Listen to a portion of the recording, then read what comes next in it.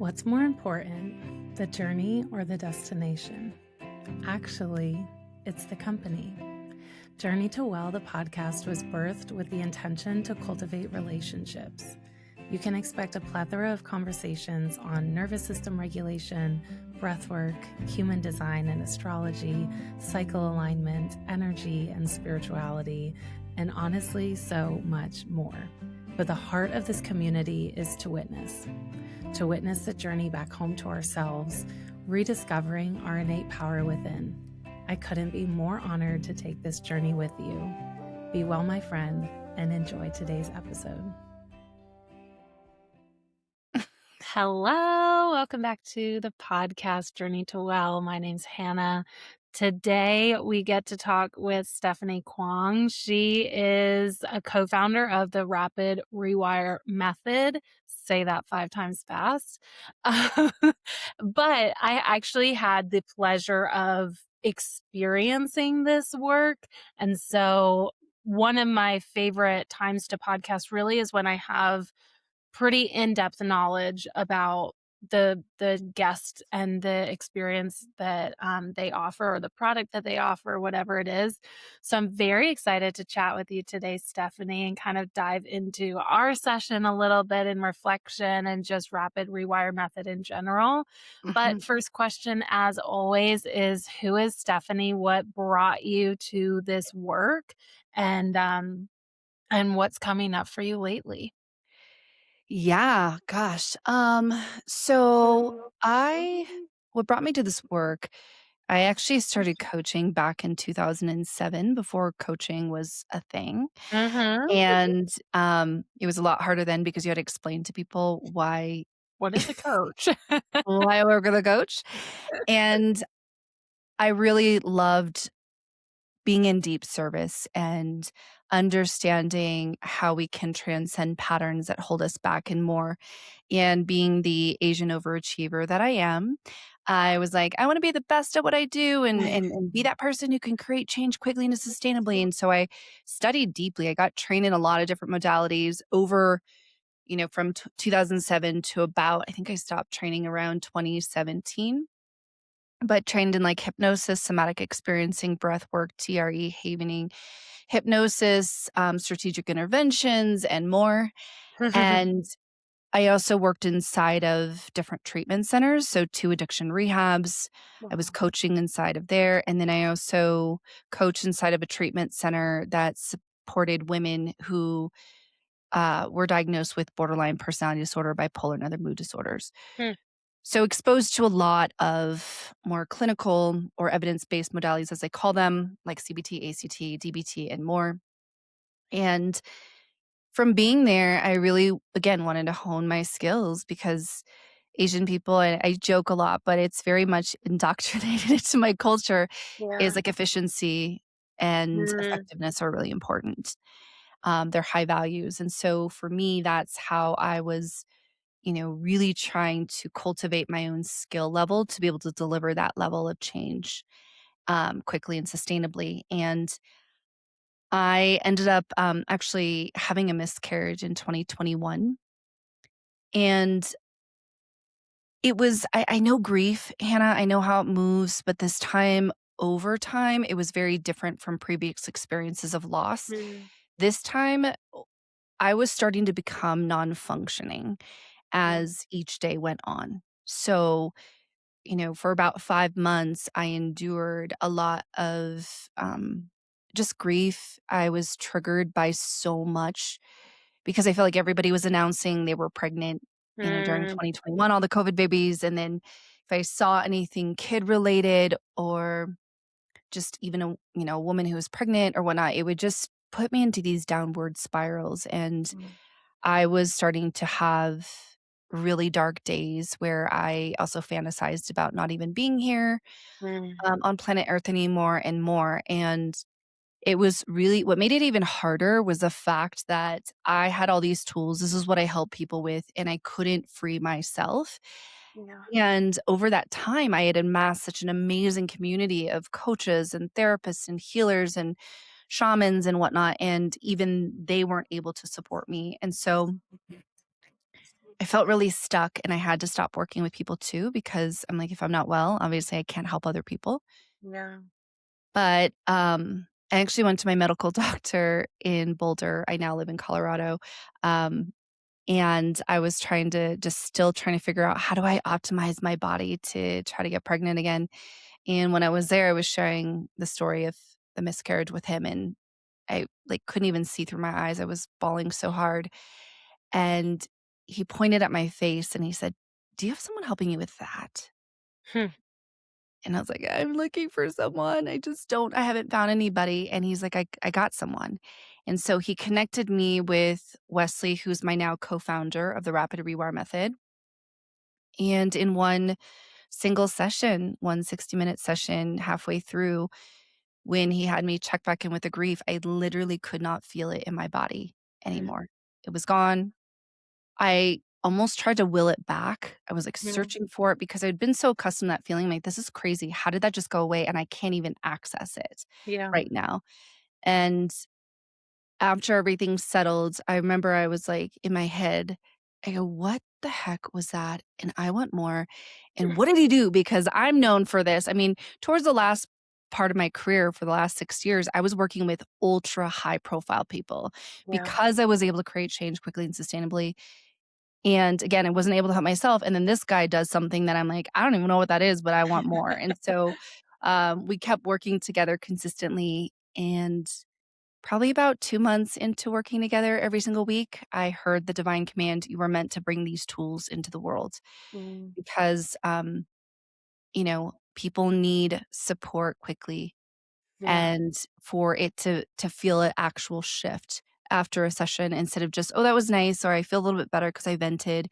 But, like, Yeah. actual true change such that their behavior follows suit, and they can actually be a new person in the world in the ways that they want to be versus the way that they were patterned. So, Mm. that's kinda how I came to this work, and, we launched the Rapid Rewire Method, and it's been really exciting since because when people use our tools and or experience them, and I can't wait to hear because we haven't spoken after your I session, know. how it's been Yeah. post-session. Yeah. Yeah. Such an interesting so when I first met you, I think I shared this. I am very skeptical, honestly, and like just kind of my personality, I like to show both sides. I like to challenge and in not like a asshole way, but like a loving way just because like just because I know I personally don't love the term of like quick fixes and stuff like that because we kind of live in a world like that. Like, oh, take this pill and you'll lose 20 pounds in a Yeah. week and oh, do this workout and you're going to have like rock hard abs in a month and like all of these things. And I think that there's a lot of even how we kind of share um, stories, we share our story on social media. A lot of times we don't share when we're going through it and we don't share the process. We share, "Oh, look where I am now." So like I started here and then, whatever, fast forward a year and a half, which is a lot of freaking work that you did in that year and a half, but we just want to show how far we've made it or where we are now. And so I remember having that kind of conversation with you and being like, I'm a little bit skeptical. I don't really love the idea of like these quick fixes. And what would you say to that? And I'm gonna let you say what you would say to that. But I will also preface that with um, I really haven't experienced a mindset shift so quickly. I think I've done a decent amount of somatic work, and I think there's a lot of healing in somatic work, and there's a lot of like bodily sensations that you can move through and release, and all of that is really beneficial and really powerful.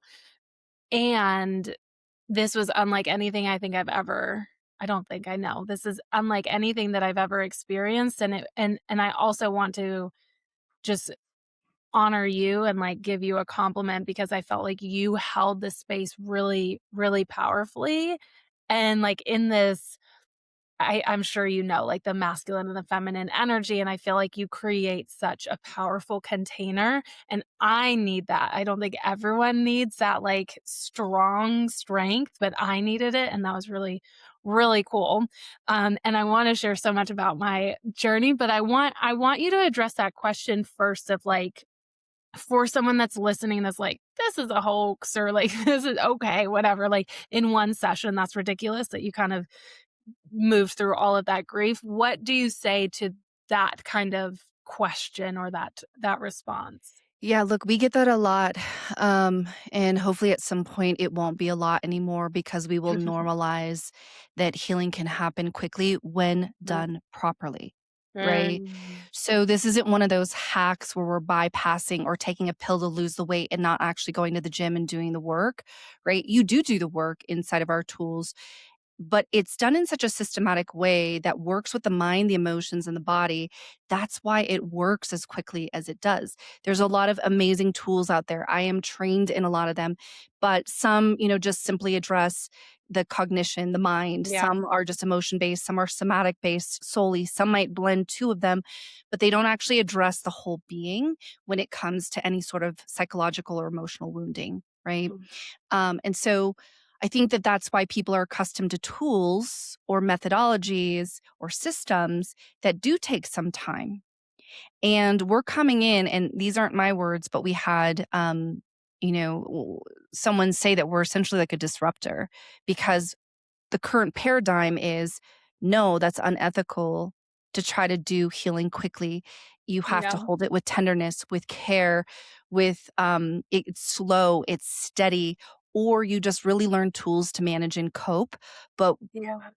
we have so much evidence utilizing our tools. We train coaches, therapists, healers, wellness practitioners on our tools. Some of them use one of our tools for the very first time and they get a powerful result Mm, like the one that you experienced. mm, How is that explainable? And do we wanna retract it and go, "No, no, no, that's unethical." No. The person going through it, and I hope you share your experience, it wasn't we're not re-traumatizing you, we're not having you dig through your past to find the genesis of the issue. We work on the issue right now, and then again, we work through all the ways that this memory or experience is stored in the mind and the body. mm, And again, it's very systematic and we have so much evidence that it's possible. And it's just breaking the old belief systems that people had. It's just like the 4-minute mile, right? Everybody's like, oh, that's impossible. Like, that's mm, humanly impossible to run that fast. And one dude does it, and then everybody else follows yeah. suits, right? Like any sort of marathon now, even they're like, in 3 hours or 3 hours and something. You're like, "How do you run 26 point however many miles?"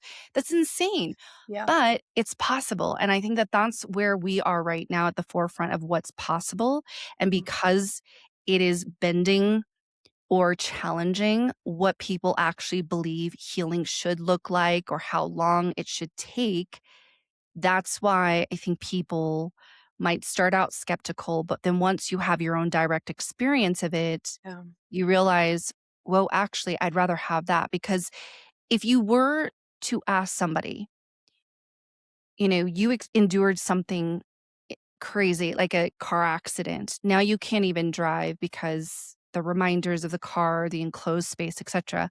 Do you want to take 5 years, slow Mm, and steady, lots of compassion, holding the container, and finally have it resolved in 5 years? Or if you can have 1 to 2 sessions to have that resolved and get back to your life, which one would you choose? right. Right. So, I really believe that our work is a pathway for option B, Mm, which is to help people move through their stuff because it's not just one thing that I think people struggle with. I got right. lots of junk in the trunk Mm. and not that trunk, different trunk, right? But, like, I got a lot stored tucked away in my mind and body that really have held me back, a lot of limitations, a lot of, Yeah. things that just don't allow me, all that negative self-talk that was blocking me from my own personal fulfillment and more, and there's a lot to work through, a lot to rewire, and Yeah. I would rather have one just resolve so that I can keep moving on to the next instead of feeling like I'm just constantly juggling with all these issues that maybe I might remove a little bit of it, but it's still there. Yeah. And look, we're not gonna be for everybody. Some people are very addicted to their pain and their Yeah. suffering. Yeah. And so, of course, when they hear what's possible through us, it's not what they want because then they can't Mm, be in that victim consciousness anymore, right? They can't get out of what's familiar for them, and that's okay. We're not for everybody, but for those people who are like, I'm tired of circling around the same issue, or I don't want to keep being held back in this area of my life, or whatever else it is that they complain about, there actually is a pathway through that, more quickly than they may realize. mm. That's such a good point. I was listening to a reel the other day, and I've read this in a book too, but ultimately it's a question of like who are you without that thing that's blocking you? And that we don't think about because a lot of times we're just focusing on I want that thing, like, I want to be a CEO, I want to be a CEO, or I don't know what the example is, but if you don't have that pain or that grief or that problem, who are you? And you Mhm. use almost that problem to really define you a lot, so that's a good point that it's kind of that double-edged sword of, like, I wanna get rid of it, but then you also have to think about it, who are you without it? Totally. Which is wild. I think also a good point that I wanted to bring up that you kind of touched on was there's and something that I realized too after we went through our session was it's not just one thing. So many things are interconnected, and I know in our session, like, some other part came up too that we then worked on, because it's not just like and grief, for example, is so layered. There's so many different pieces. So it's not like one session and then you never feel any aspect of grief again, or I'll give my example because uh, all I can do is really talk about my experience. So, are you okay if we go personal? Is that Let's go. okay? Are you Okay. okay if we go personal? I'm It's good with my it. life. Um, so something that I've really been dealing with a lot lately is I feel like very confident, very comfortable in my career, in my life, in my spirituality, in my like emotional capacity where I am, in my friendships. I have amazing, amazing friends. I feel connected with my family.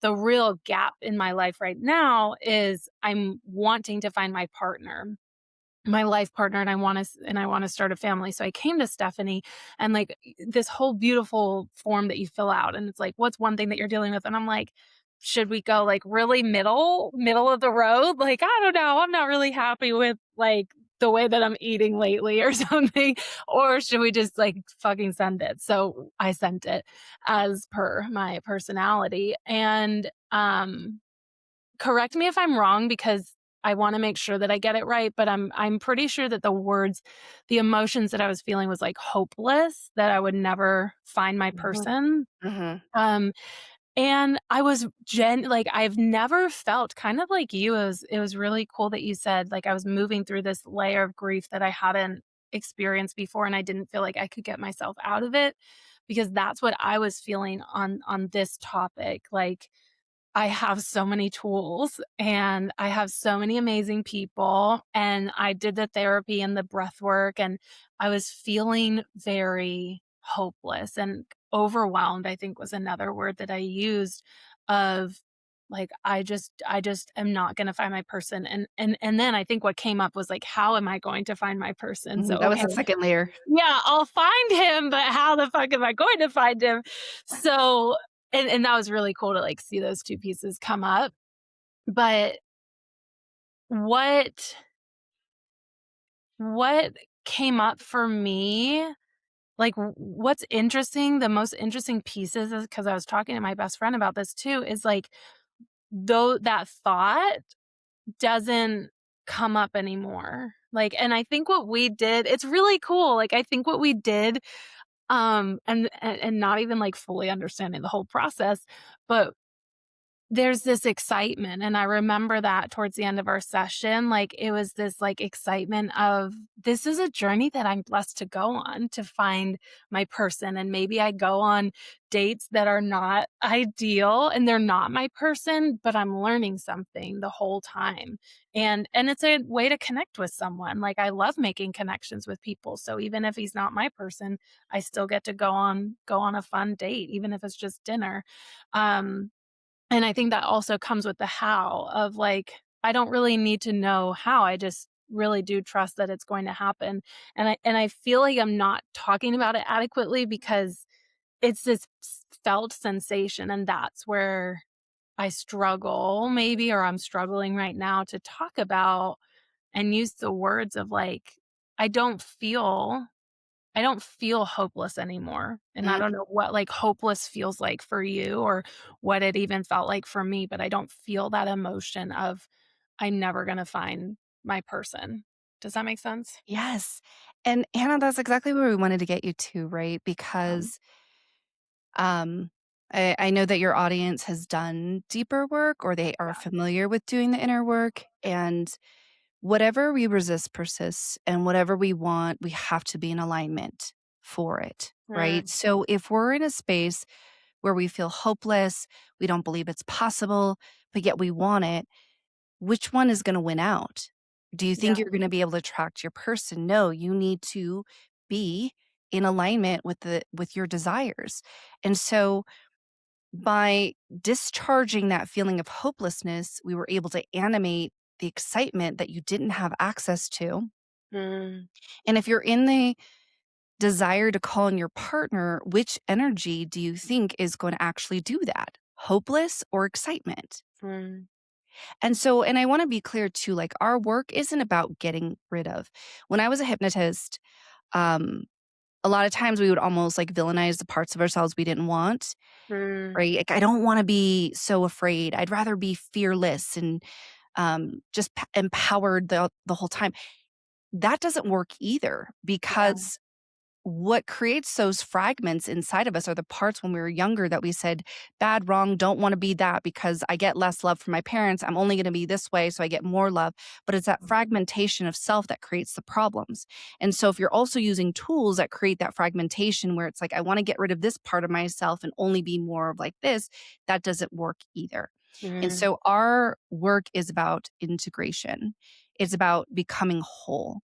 It's you already know the hopeless side well enough, right, sister? mm, Now it's like, can we also go into full spectrum and access other emotions mm, around our desires such that we can have a better chance of calling them into our lives and holding them, right? Because sometimes even people maybe feel hopeless, they meet somebody, and then the next thing you know, they break up and they're like, see, I knew I couldn't have that. And then it just yeah, reaffirms what they believe.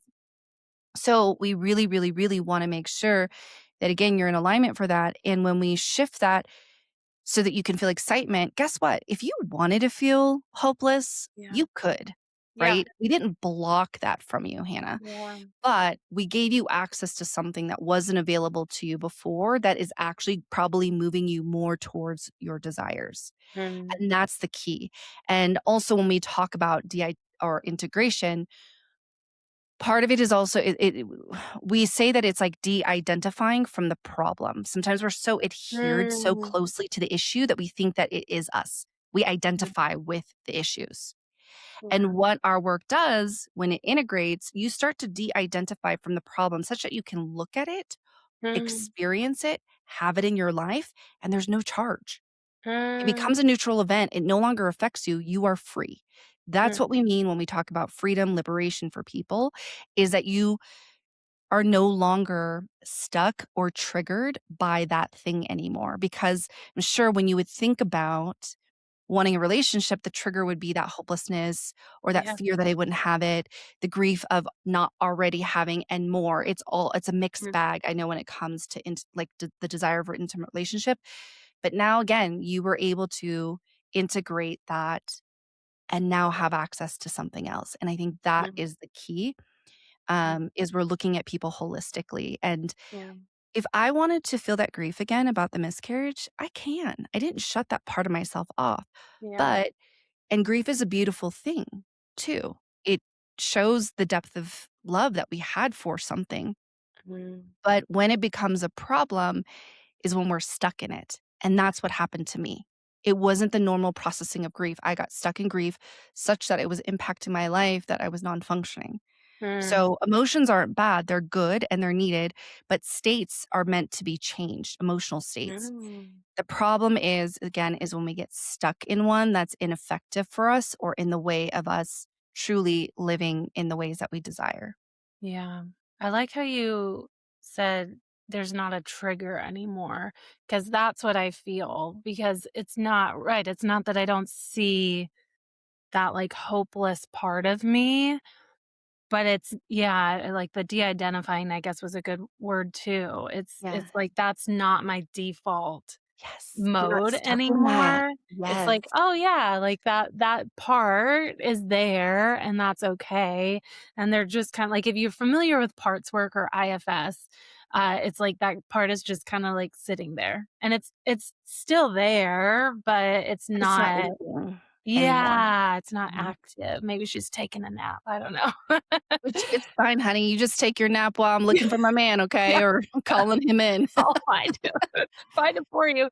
The other thing, though, that was interesting that came up for me more recently, um, is and I guess my question to you too, because you've been doing this work for years now, is, something that came up for me is, like, another part now that I met someone that I kinda like, that I'm like, "Oh, maybe this is someone that I could be in a long-term relationship with."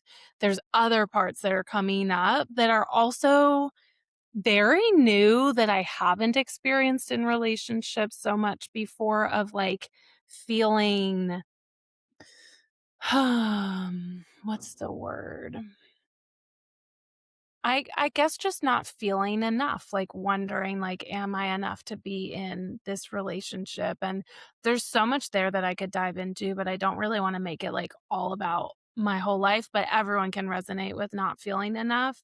And the question really is, do you do this work, like, weekly, personally? Like, do Yeah. you come to a point where you feel like, "I don't really have to do this anymore," or is it always like, "Oh, I see this other part that comes up, and then let's address that," and then do you know what I'm Yeah. saying? Yeah. So hold up 1 second. I have a question. Are Sure. you dating someone now and you were not when we what? I mean, we're not, like, dating, but yes, I've met someone that yeah, that I really like, that he's a sweetie, so Hannah! yeah. Girl, I wish Thanks. you would have told me that beforehand. That is fan but see what happens? That Yeah. shifted, and then now you became this open space for someone to come in, and Yeah. that I'm so happy for you, and, like, Thanks. wherever this leads, I'm just really Yeah. stoked for you that it's somebody that, is a good possibility. Yeah.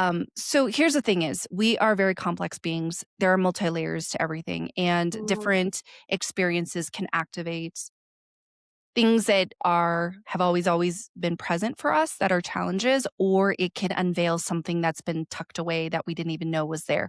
Mm. Because you can't have any sort of relational issues come up unless you're in relationship, right? Right, When you're a single right. woman, you're like not thinking about when someone leaves dirty socks all over the floor and it's very triggering to you Yeah. when you're in your own tidy home. Mhm. So, of course, when we're in different environments or in relationship with different types of people, it can activate other issues Mm. that we're wired for currently. Mm. And so, yeah, you can just run another process on that Mm. issue. I mean, it's similar to how our process was, right? Where it was more around you feeling hopeless about being able to have a partner. And then once that was dissolved, that hopelessness, another layer came up of like, well, now how am I going to find this person? Another problem. Mhm. That was just another layer to it. And then what we did was we cleared that for you, right? And then Yeah. look what just happened. You actually are Yeah. interested in someone right now, and there's a Yeah. possibility, which is super exciting. But when I think the work, there's always layers to go. But again, what I love about our work is when you observe what comes up, you have a system and a structure to move through it much faster. Yeah. right? So, Yeah. yeah, you'd probably process that part if you feel like it's going to impact your relationship, which most likely it will, because if we Mm. don't feel we are worthy or deserving or enough for love, we will sabotage it. And Yeah. that was me. I mean, Mm. I had a past history of men who cheated, and that was Mm. almost what I was expecting. And then in my conscious mind, when I was choosing a partner, I would look for all the ways of like, oh, but he doesn't lie. He's super truthful and honest, and he would never hurt me. And my partner right before my current with my husband, who is the most amazing, Mm. that's how I did the picking.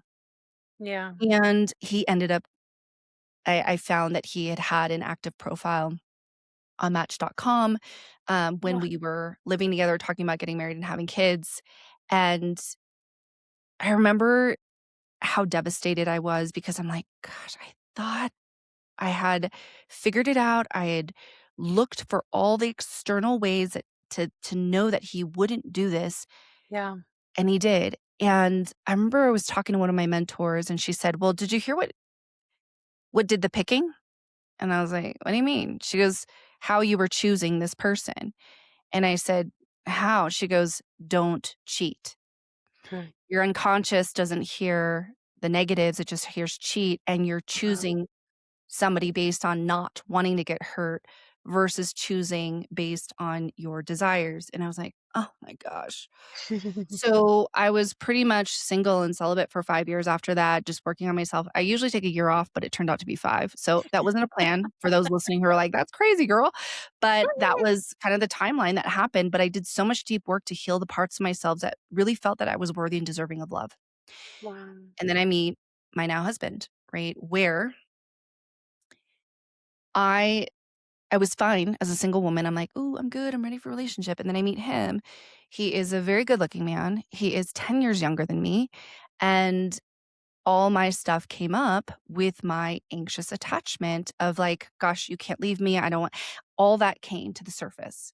So again, remember it was dormant when I was single, but then when I got in a Mm. relationship, new layers came up that I Wow. couldn't do or see in a silo by myself as a single woman. It came when I got in partnership that it got activated. And I knew that being in a relationship with him, he's very secure attached, I would destroy it if Mm. I kept that anxious attachment energy where I was like, always on the alert or worried that he was gonna cheat or hurt me and even, just any of the suspicious Mm. potential behaviors I would have to try to keep myself safe or what I think is keeping me safe, but really just that little girl that didn't wanna get hurt inside, right? And so, guess what? I did the work. I processed it, and actually it took 2 processes, and I feel like I kind of reverted into that secure attached where I'm like, if he's here, amazing. And if he leaves, I'm okay too. Like, Wow. I don't need to cling on or feel anxious about anything of his behaviors that I've got me and I'm okay. So, yeah, you do those layers, but again, the good piece is for those who are like, more stuff. How much longer do I have to keep working on this?" It can actually move through quickly because I do get very annoyed, and I was that person when I was doing the work before of like, "Okay, you gotta meditate every day, breathe every day, tap every day, Yeah. do this every day, journal every day," and it got exhausting, and it also many times created that hopelessness, right? When I hear people saying, "Oh, I've tried everything and nothing works." Yeah. Well, maybe 1, it could be that you're treatment resistant, but 2, it could just be that you haven't found the right tools, methods, Yeah. or modalities that can really help you, and it's not an activity that you have to do every single day for the Yeah. rest of your life, hoping it would kick in someday. You actually feel a shift. Yeah. And it can be done quickly. But yes, more issues will come up, Hannah, and Mm. it can be processed and you'll be Mm. fine. Mm. That's such a good point, and, we have so many similarities because I was having that conversation probably, like, a month before I met you, however many months ago I met you, was like, "I'm just so done with doing all of the things." And I think that my audience can really relate to that because there are a lot of business owners and coaches and guides and healers in my audience too, and I mean, whether you are or not, if you relate to it, great, because it can feel very much like there's this big laundry list of I don't know if this is how if you will relate to this, but all we really do in life and society is spend our time swinging from one end of the pendulum to the other. Yeah. Yep. Like, that's all we do. If you look at patterns, look at your life, and so we swing, like, I learned I was blessed to grow up having an intro into a lot of these woo-woo things like Reiki, massage I don't know if massage is woo-woo, but massage, yoga, nutrition, healthy communication, like, all of these really holistic and some of them very woo-woo things, but I just kind of knew about them, but when I started actually embodying them and using them in my life because I was going through a hard and dark place, I swung, of course, to the other end of the pendulum of, like, I have to meditate every single day, I have to journal, I have to walk, I have to eat healthy, and, like, it can become for myself, who I know I have a little bit of this, like, obsessive personality or this all or nothing, it can become this laundry list of what's actually making you more exhausted because you feel like if you don't or I'll just speak for myself, I felt like if I didn't do all of these things, then I wasn't being productive, I wasn't a good enough coach, whatever it is, like, fill in the blank. Then I Mhm. guess I wasn't It's all enough gonna or fall apart. doing enough. Yeah, or I'm gonna lose it all. Even just that really simple example of in the fitness community of, like, you can't take a day off because you're gonna lose all your progress from one day, like, are you if you eat one piece of pizza? Anyway, it's all this fear-based, and I think that the goal, and this is my Libra rising coming out in astrology, but the goal is to find the balance of I can do all of those things or not. And I can meditate because I love it and because it makes me feel good, but I don't have to do it every single day. Or I can do my red light whenever I feel like I have time. But if you miss a day or if you don't do it for a week, like you're not going to suddenly all of your cells are going to start dying or whatever it is. And I think that's a really cool reminder of you don't have to do all of the things all the time. Even this, I feel it, like when things come up, then do it. But I guess that answers kind of my question of like, do you do this weekly? Like that's my thing. Like, do we Yeah. do we still have to do it all the time? No. I mean, you do it to the point where once it's resolved, that's what I love about our work. Once resolution has occurred, you are complete, right? Yeah. Integration is permanent. You have a felt sense, you can revert back if you want, Mhm. but now you have choice. Yeah. And I think with what you're saying, when we're always in these practices and we feel like we have to do them, that's the energy that we're putting into our intentions, and it doesn't work, Mhm. right? Mhm. I used to have a brand called Fueled by Love because I'm like, what's the fuel source? Is what I always ask. Is it fueled by fear? Is it fueled by love? Is it fueled by Yeah. the desire to get love or to avoid feeling pain? Whatever it was, it's like, what is the fuel source that you're imbuing into the thing that you're doing or creating? And Mm. so, if we're doing these practices because we're trying to avoid something or we're desperately trying to achieve something else, it's not gonna work.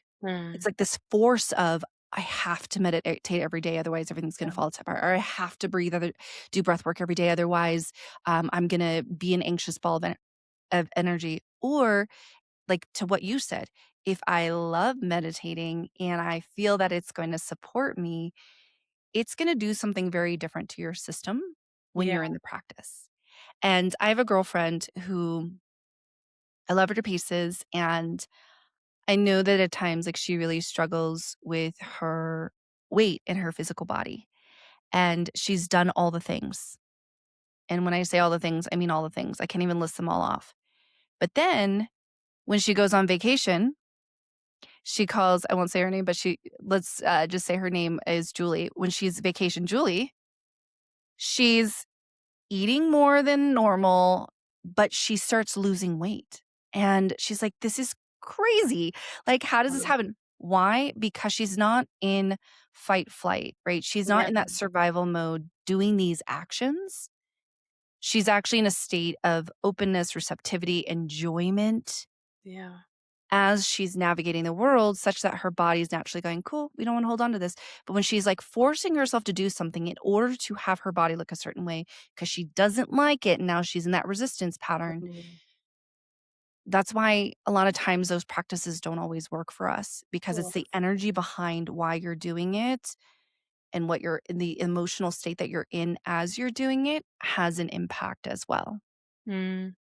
That's such a good reminder, and I've used this example before, but there's been so many studies on this. Like, there's one where they gave 2 groups, milkshakes, and they were both, like, really just a regular milkshake, but one said that it was 100 calories and one said that it was, like, 2,500 calories, and then they tested all of these biomarkers, and the biomarkers were different, vastly different with both groups because of what you just believed that you were ingesting, but you're actually ingesting the same thing. Yeah, it's insane. It's insane. Yeah. Mindset. I mean, it kinda does go back to mindset and wiring though, and I think that that's one thing that I appreciate so much is I get a little triggered when people are like, "Just fix your mindset," because I do a lot of mindset work and I get stuck. And so if you're listening to this and you feel like you get stuck, like, I hope that it resonates because I think that there can be a point where I feel like I know too much, where then I get stuck in whatever it is that I'm trying to shift, and you get kind of like this overwhelmed. And again, I appreciate that this is like very it's simple, it addresses the mind, the body, and the emotion. It addresses, like, all of these things, um, and it's not just as simple as, "Just think about it differently." Yeah, because the just think about it differently, that's conscious level work. To me, Yeah, mindset is also conscious level work. Like, mindset is like a reframe or yeah. what's the lesson in this? What's the silver lining? What can you be grateful for? What is this teaching you? And Yeah, you can extract that stuff all day long, but that's conscious level work. Guess yeah, what your body's saying? Heck no, don't want that, don't like that, scary, scary, not safe. mm, No matter how you reframe a situation or a pattern, etc., until you actually resolve it in all the ways that it's stored in the mind and the body, it yeah, will stay stuck. And mm, no amount of talking yourself through it, um, even repeating affirmations till you're blue in the face, because if there's no if there's resistance to the thing, remove the resistance first and mm, then create on top of that. But doing it in a working with the unconscious, not just the conscious, mhm, and actually working with all of it, you know? So I think that's the key for a lot of people that I want them to know is like it is really possible.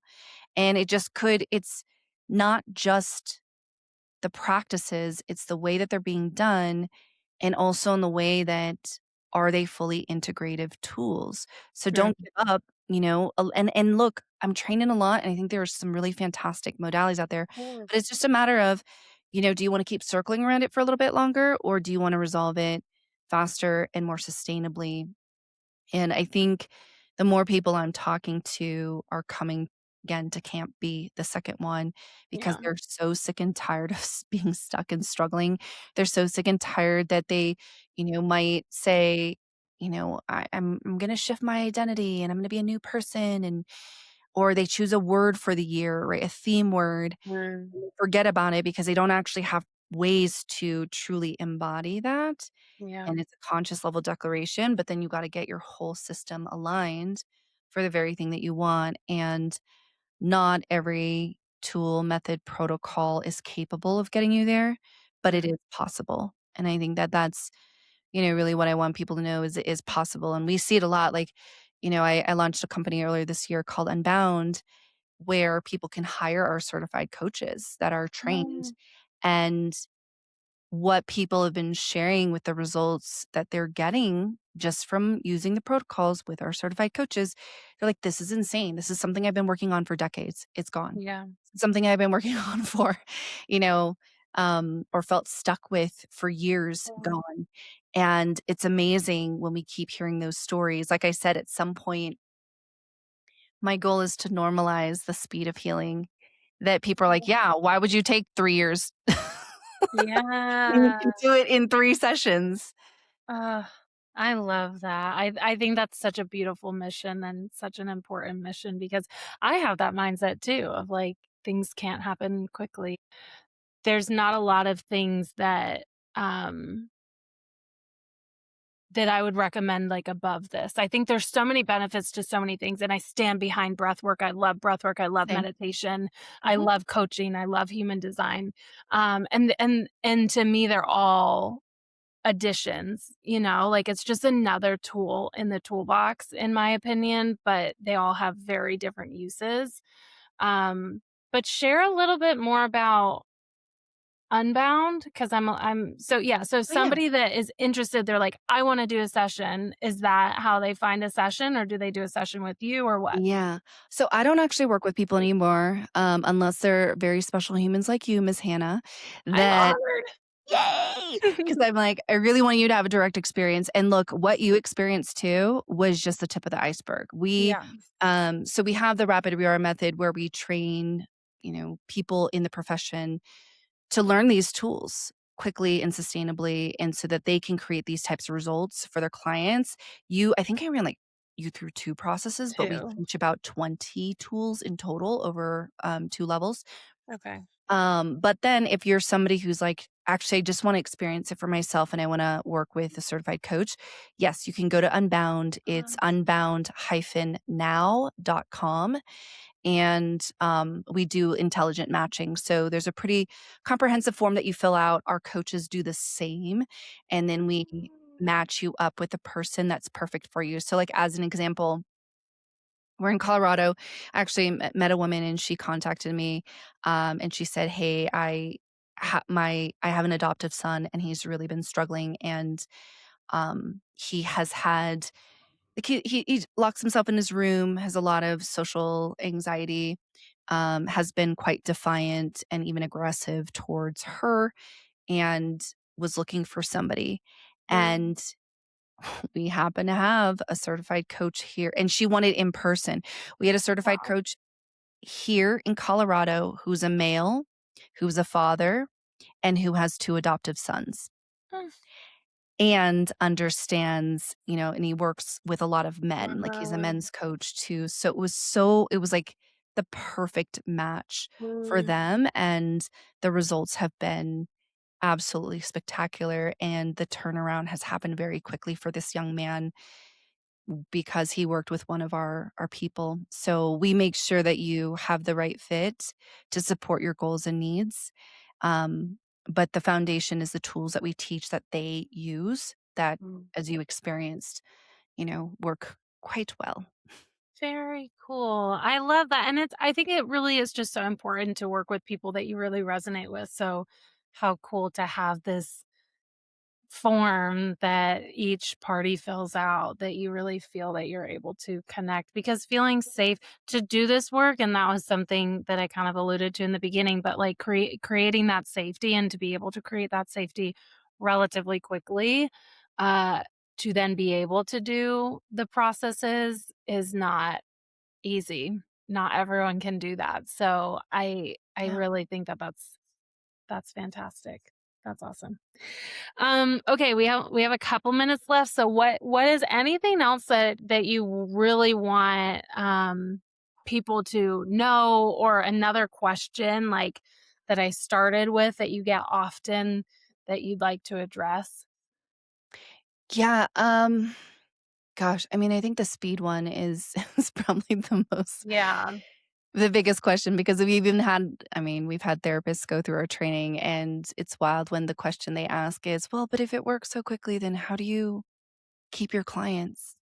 And And that's I a was good like, question. wow, actually, I think that's a backwards way to think about it. Cause to me, that comes from lack and scarcity. If, Yeah. again, from my point of view, it's lack and scarcity. Why? Because you're worried more about keeping your clients versus helping them to overcome and not Yeah. need you anymore.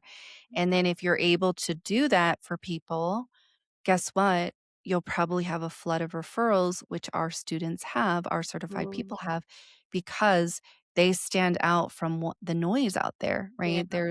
It's quite saturated, the coaching industry, and there's a lot of people who are not trained at all who think, oh, well, I give good advice or I have strong intuition. I can guide you through your Mhm. deepest, darkest places.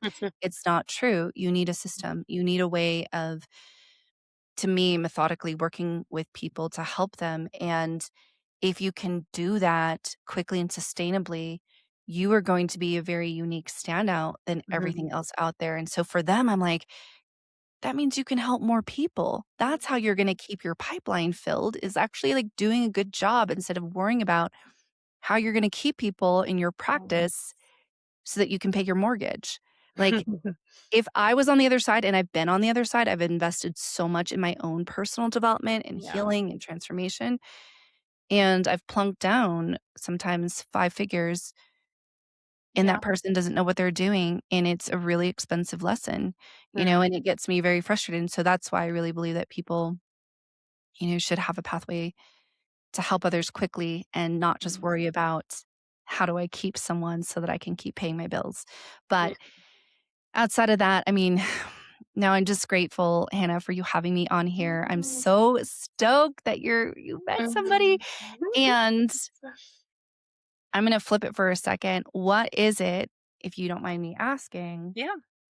are the fears and concerns that are coming up for you? Was it just the feeling enough for the relationship, or was there any other, um, limiting beliefs or fears that emerged Um, for you? that's a good question. So, part of my life journey in dating has been dating a lot of addicts. I've almost exclusively dated addicts, not exclusively, but almost. And I had this monumental breakthrough the other day, probably a couple weeks ago. Um, actually right before I met this guy, which is not a coincidence. That I think one of the reasons that I've dated addicts is because the focus gets to be on them and not on me. And I could say that like I'm a very vulnerable person and I am.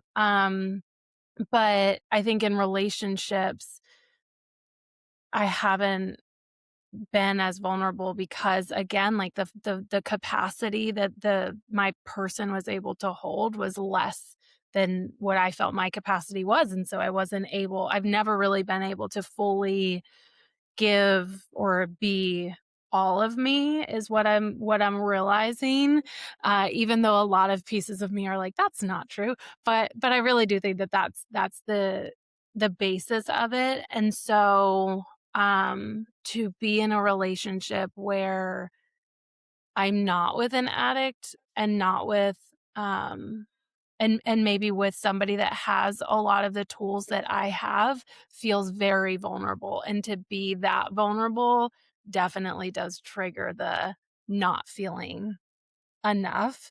Mhm, I'm not sure that there's anything else, like any other emotions that have come up besides that. I guess it would be fear, like fear of being 100% vulnerable and being rejected, kind of like what you were saying with your partner, like and it really interesting too because when I was younger, I would say that I had a very secure attachment style, and now I am noticing more of these anxious attachment style tendencies that I believe have developed over relationships where I have been lied to and and things have been hidden from me and I've been manipulated, and so that's really what's been coming up for me lately is that feeling of like, what if I show somebody all of me and dive fully in, and then they decide I'm too much or, like, I'm not for them. mhm. And a fear around that.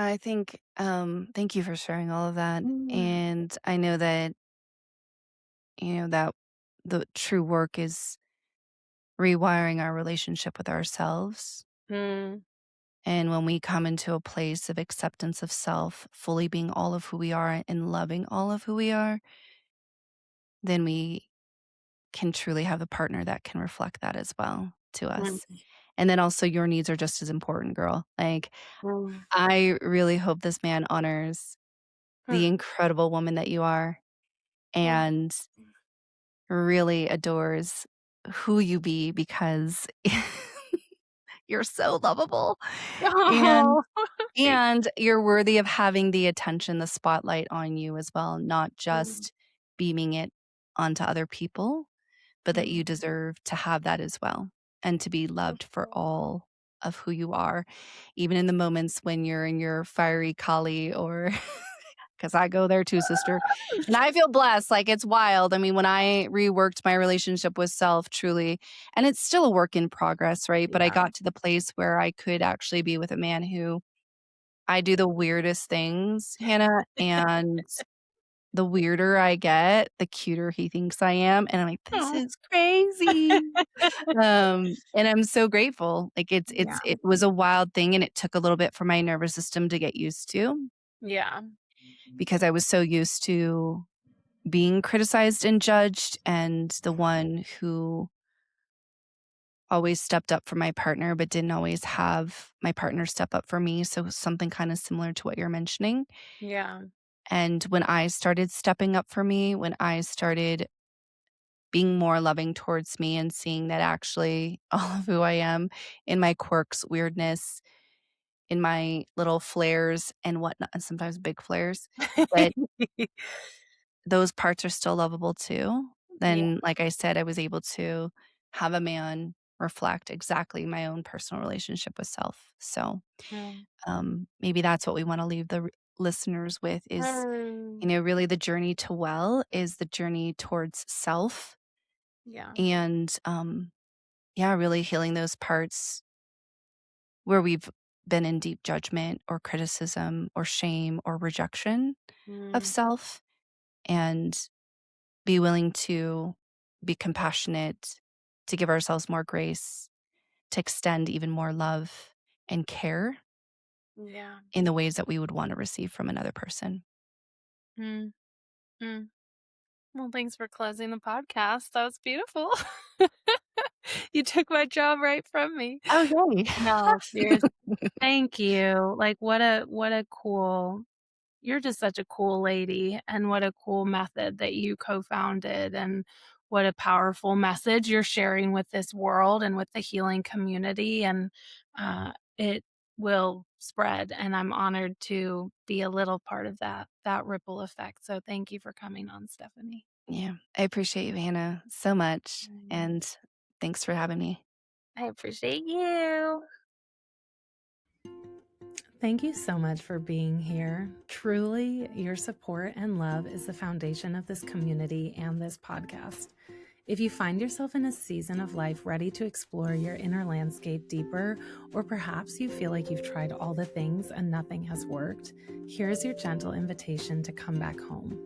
Align and Embody is my signature coaching container that is created to explore our soma, our living wholeness. Perhaps the answers you seek truly do live within. You just need to learn the communication of your body. Align and Embody combines the three pillars of my business: human design, somatic breathwork, and cycle alignment. Head to the link in this description to learn more, or better yet, reach out on Instagram @_journey to well. I'd be honored to connect with you. Be well on this journey, my friend. Talk soon.